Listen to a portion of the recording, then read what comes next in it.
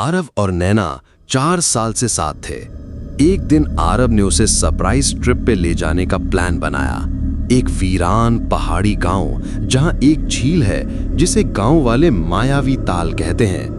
गांव वालों का कहना था कि वहां रात को कोई ना जाए क्योंकि वहां छलावा रहता है जो किसी अपने का ही रूप ले लेता है और इंसान को हमेशा के लिए अपने साथ ले जाता है। आरव और नैना शाम को उस गांव पहुंचे। गांव के बुजुर्ग ने चेतावनी दी कि बेटा, तालाब के पास मत जाना और अगर कभी नैना तुम्हें तालाब के किनारे दिखे तो पीछे मत जाना, वो नैना नहीं होगी। आरव हंस पड़ा, लेकिन नैना थोड़ी घबरा गई। होटल के कमरे में दोनों सो रहे थे। अचानक दरवाजा खटखटाया गया। आरव ने बाहर जाके देखा, नैना खड़ी थी। पर वो चौंक गया क्योंकि नैना तो कमरे में सो रही थी। वो वापस दौड़ा, नैना अभी भी बेहोश थी। अगली सुबह आरव ने पूरी बात बताई, पर नैना ने कहा शायद सपना देखा होगा। दोनों झील की तरफ घूमने निकले।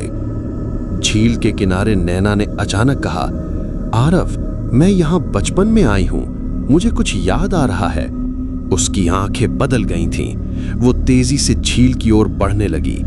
आरव ने उसका हाथ पकड़ा, पर वो बोली, आरव, अगर मुझसे प्यार है तो मेरे साथ झील में आओ। उसकी आवाज अब 2 जगह से आ रही थी, एक तालाब के पास से, दूसरी होटल के कमरे से। अब आरव समझ गया कि एक छलावा नैना का रूप ले चुका है, पर कौन असली है?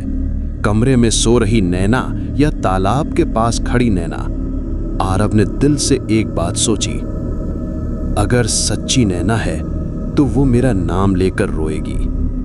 उसने तालाब वाली नैना से कहा, अगर तू असली नैना है तो मुझे वो लास्ट मैसेज बोल जो दिल्ली में तूने बोला था। वो मुस्कुराई और बोली, तू अब कभी अकेला नहीं रहेगा। बस यही बात नैना ने असली में कभी नहीं कही थी। आरव पीछे हटा और जैसे ही वो पीछे हटा, वो नकली नैना छलावा बन गई। उसके चेहरे से खून निकलने लगा, बाल हवा में उड़ने लगे और वो झील में समा गई। असली नैना कमरे में बेहोश मिली। वो बोली, मुझे लगा मैं झील की ओर जा रही थी, पर किसी ने मुझे बचा लिया। उस झील पर आज भी कोई रात में नहीं जाता। कहते हैं जो भी सच्चा प्यार करता है उसका इम्तिहान वहां होता है, और जो छलावे की चाल समझ जाता है वही बच पाता है।